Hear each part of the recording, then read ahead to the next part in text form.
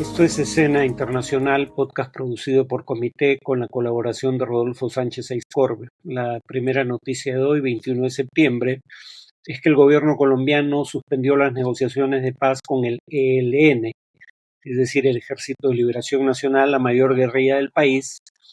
Esto tras el ataque perpetrado por el ELN contra una base militar en la región de Arauca, el 17 de septiembre pasado, en el que murieron 2 soldados y 27 resultaron heridos. El presidente Petro condenó el ataque y dijo que este cierra un proceso de paz con sangre, pero el comandante del ELN, Antonio García, dijo que había una suerte de acuerdo tácito de que las negociaciones podían continuar durante los enfrentamientos armados.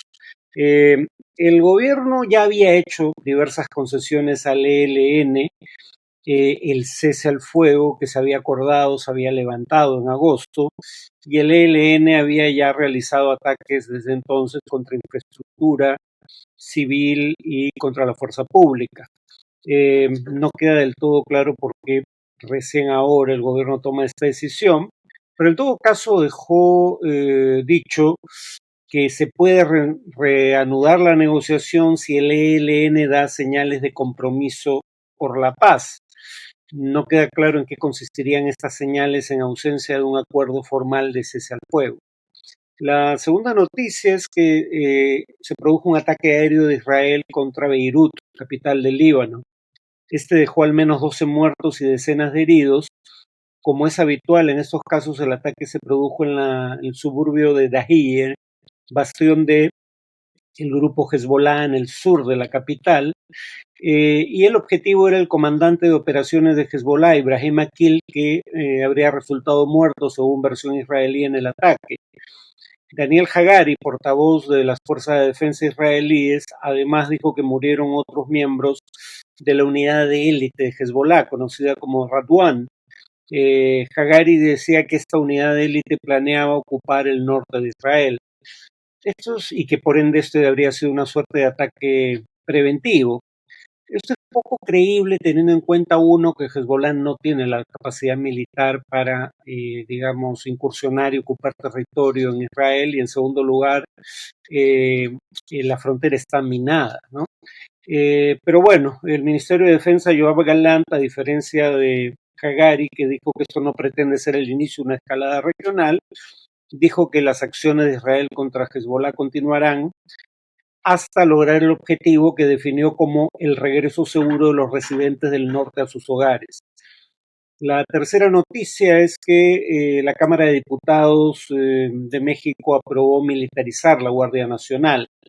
Esto a través de una reforma constitucional propuesta por el presidente López Obrador digamos, porque este es un cuerpo de seguridad con 120,000 integrantes, creado en 2019 bajo el gobierno de López Obrador, digamos, basado en la premisa de que sería una organización, si bien con equipamiento militar, de carácter civil o, digamos, policial, ¿no? Sin embargo, ahora se ha modificado el artículo 129 de la Constitución, que había permanecido intacto desde 1857, que limitaba las funciones de seguridad de las Fuerzas Armadas en tiempos de paz, y el artículo 21 de la Constitución fue modificado para eliminar la llamada garantía orgánica, esa es la expresión que contenía la Constitución, que obliga a que las instituciones de seguridad pública sean de carácter civil y no militar. López Obrador no solo le ha atribuido a las Fuerzas Armadas funciones de seguridad pública, sino también labores de construcción de infraestructura, administración de aduanas y puertos y dirección de empresas del Estado. La Suprema Corte de Justicia de México ya había declarado inconstitucional en 2023 un intento de hacer lo que se está haciendo ahora, pero por reforma legal, no constitucional, alegando precisamente que, cito, las funciones de seguridad pública son de competencia exclusiva de las autoridades civiles. Hubo que cambiar la Constitución para que este dejara de ser el caso. Ahora el tema será discutido por la Cámara de Senadores, y la oposición ha criticado lo que considera una militarización del país, acusación francamente verosímil, dado lo expresado. En cuanto al tema de análisis, voy a hablar del pedido de la presidenta Boluarte, rechazado por el Congreso, de autorización para viajar a Estados Unidos para concurrir a la Asamblea General de las Naciones Unidas.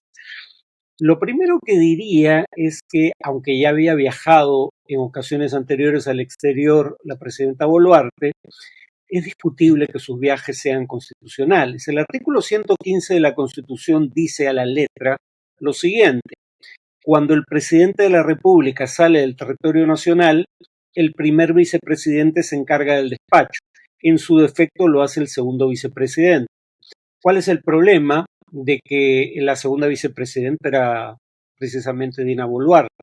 No tiene vicepresidente alguno al cual encargar el despacho en su ausencia, y esto hasta ahora había sido interpretado de modo tal de que el presidente bajo esas circunstancias no podía abandonar el país. ¿Cómo sabemos que había sido interpretado de esta manera? Porque ya habíamos tenido en las últimas décadas 3 presidentes que no contaban con vicepresidente. Valentín Paniagua, Martín Vizcarra y Francisco Sagasti. Y no es casual que ninguno de ellos haya viajado al extranjero durante su mandato, ¿no? Entonces era discutible que Boluarte tuviera derecho a viajar al extranjero dadas las circunstancias. Algunos expertos creen que la Constitución lo prohíbe, pero claro, aquí una norma de carácter legal, es decir, no constitucional, del Congreso fue amparada por el Tribunal Constitucional, que permitió que estos viajes se produjeran una vez, aprobada aprobado el viaje por el Congreso. Ahora, al margen de si era o no constitucional el viaje que quería realizar Boluarte, tenía alguna importancia que ella acudiera. En realidad no. Ya en el pasado, en el caso del Perú, han acudido a la Asamblea General de Naciones Unidas cancilleres. No tiene que ser el presidente. A veces acudía el presidente, a veces acuden cancilleres, y eso no solo en el Perú. En el caso de López Obrador, del que hablaba hace unos minutos cuando daba la noticia sobre la Guardia Nacional Mexicana, López Obrador básicamente no iba a las cumbres de la Asamblea General de la ONU y solía enviar a su canciller, ¿no? En segundo lugar, tampoco es el caso que Perú sea particularmente relevante en foros mundiales como la Asamblea General de la ONU, y tampoco era el caso que cuando fue Dina Boluarte haya decidido hablar de los temas de agenda que abordaba la Asamblea General de la ONU. Si revisan su discurso del año pasado, habló de sí misma al principio y luego básicamente habló de su gestión de manera francamente elogiosa, fue a vender su gestión presidencial al resto del mundo. No fue a hablar de los temas de agenda, ¿no? Se habló de que habían programadas reuniones con jefes de gobierno, no se dijo cuáles eran, y una vez que se supo quiénes eran, no eran países que fueran de una importancia superlativa para el Perú. Por ejemplo, Finlandia.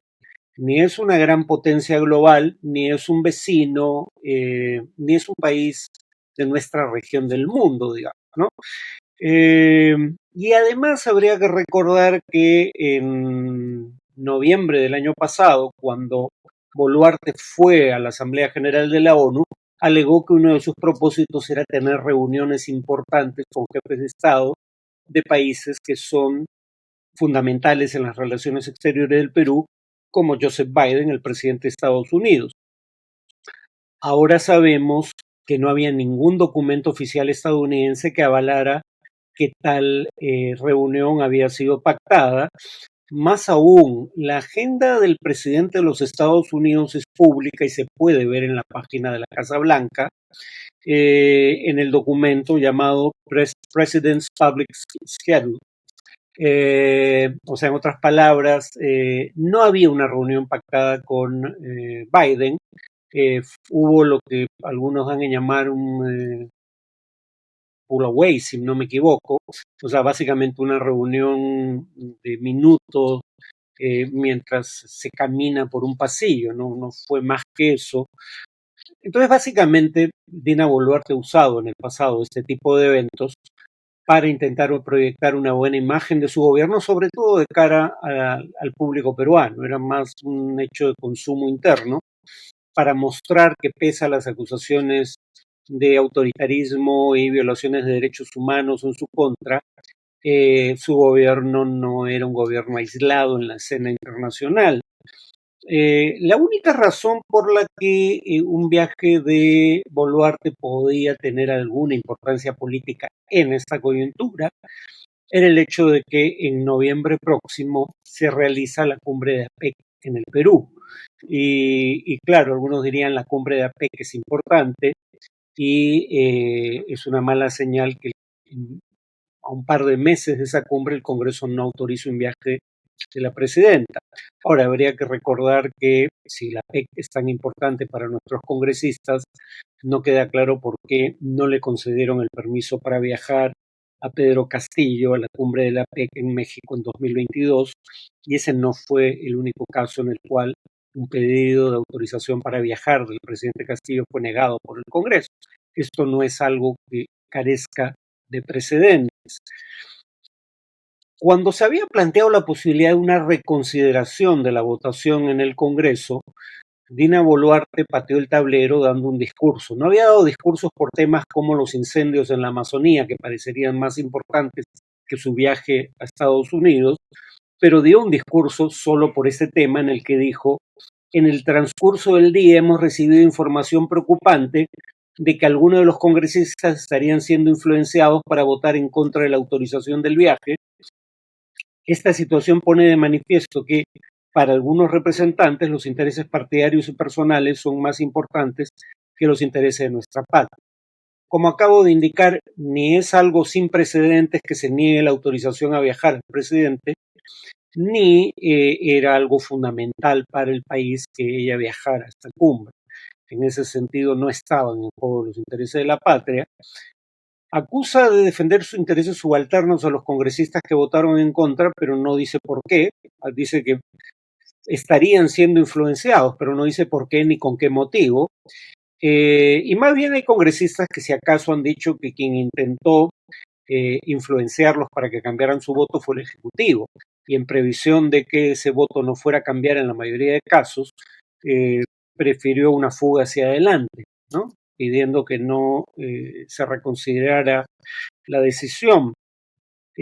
Por lo demás, honestamente, si lo que la presidenta Boluarte buscaba con este viaje era proyectar una buena imagen del Perú, por ejemplo, ante potenciales inversionistas, yo diría que más importante para ese fin sería, por ejemplo, cumplir con la meta fiscal de que el déficit en esa materia no supere el 2.8% del PBI, cosa que ya no estábamos en ruta de cumplir y que claramente no vamos a cumplir probablemente si el gobierno sigue adelante con la idea de volver a rescatar con fondos públicos a la empresa Petroperú, ¿no? En fin, bueno, eso era todo por hoy.